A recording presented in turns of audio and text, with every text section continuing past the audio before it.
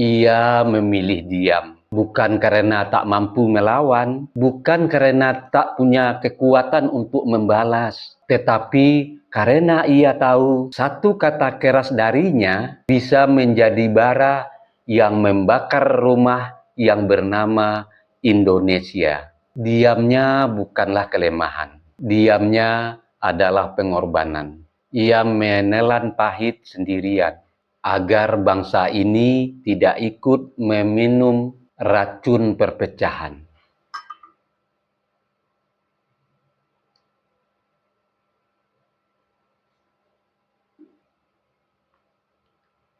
Pernahkah kita berhenti sejenak, menurunkan ego, lalu bertanya pada diri sendiri, apakah kebencian yang kita pelihara ini benar-benar berasal dari hati nurani sendiri, atau hanya dari suara bising yang kita dengar berulang-ulang? Bangsa ini terlalu besar bila diumbar dengan amarah. Negeri ini terlalu suci untuk dicabik oleh dendam politik. Dan di tengah riuh itu ada seorang lelaki sederhana yang memilih berjalan sunyi, tak berteriak saat dihujat, tak membalas saat disudutkan, tak mengobarkan api saat difitnah. Ia memilih diam bukan karena lemah, tetapi karena ia tahu satu kalimat keras darinya bisa membuat rakyat saling berhadap-hadapan.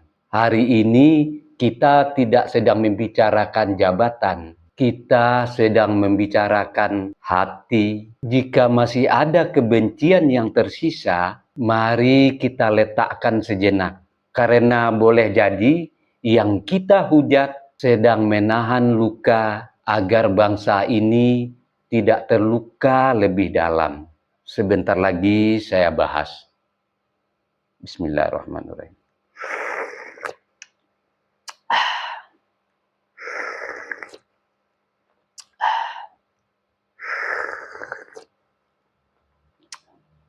Alhamdulillah rabbil alamin.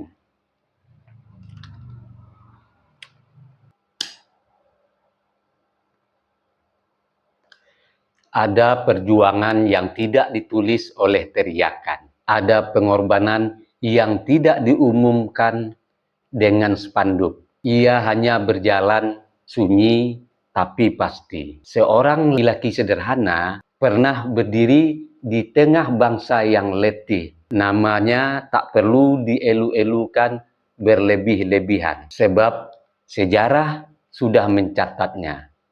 Joko Widodo. Ia tidak datang dengan gemuruh janji, ia datang dengan kerja, tidak membangun citra, tapi membangun negeri. Saat banyak orang berdebat di ruang nyaman, ia memilih turun ke lumpur, ke pelabuhan, ke perbatasan, ke desa yang bahkan namanya tak pernah disebutkan di peta politik. Ia tahu Indonesia bukan hanya gedung-gedung tinggi, tetapi juga anak di ujung timur yang ingin merasakan setara ketika menatap merah putih. Dalam diamnya, kekayaan negeri yang terlepas diam-diam satu persatu dipulangkan. Martabat yang dulu terasa jauh perlahan didekatkan kembali, tanpa sorak berlebihan, tanpa dendam pada masa lalu, hanya satu tekad,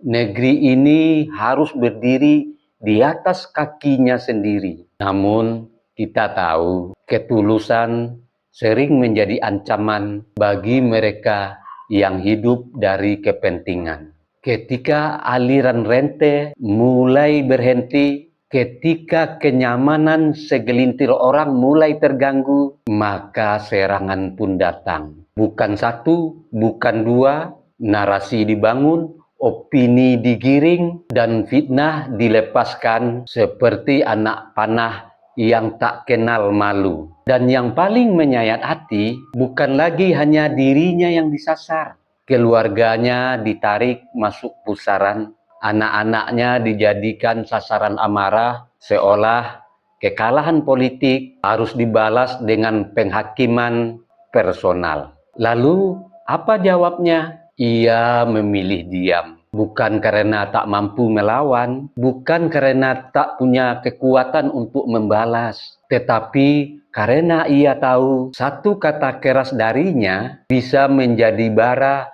yang membakar rumah yang bernama Indonesia. Diamnya bukanlah kelemahan. Diamnya adalah pengorbanan.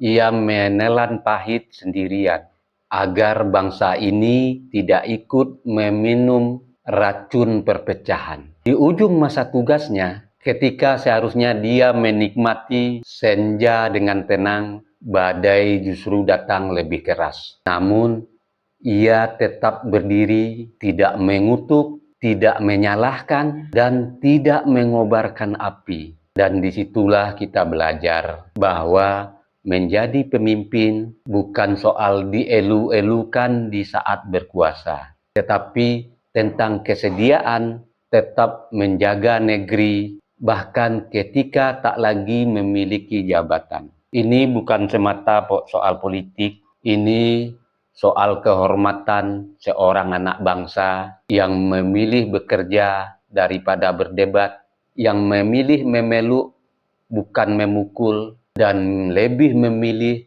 merangkul daripada memecah. Sejarah boleh saja dikaburkan sementara oleh suara bising, namun waktu tak pernah salah menempatkan nilai. Warisan terbesarnya bukan sekedar jalan, bendungan, atau pelabuhan. Warisan terbesarnya adalah pesan sunyi bahwa kekuasaan bisa dijalani tanpa kebencian dan pengabdian bisa dituntaskan tanpa dendam. Tegaklah selalu dalam purna tugasmu, Pak. Biarlah waktu yang berbicara. Sebab emas walau ditimbun lumpur tak pernah kehilangan nilainya. Jika hari ini kita masih bisa berbeda tanpa saling membakar, jika negeri ini tetap berdiri tanpa pecah oleh amarah, maka mungkin ada seseorang yang memilih menelan luka sendirian, agar kita tidak saling melukai. Dan bila kelak sejarah benar-benar ditulis dengan kejujuran, nama Joko Widodo mungkin tidak dikenang karena gemuruh pidatonya, tetapi karena kesediaannya menjaga Indonesia, bahkan ketika ia sendiri diserang dari segala arah. Mari kita jujur pada hati kita masing-masing, bukan tentang siapa yang kita pilih, tetapi tentang siapa yang sungguh telah berusaha menjaga rumah besar ini. Dan setelah semua hiruk pikuk ini mereda, yang tersisa bukanlah kebencian, melainkan nilai. Sebelum saya tutup, dengarkan gurindam ini.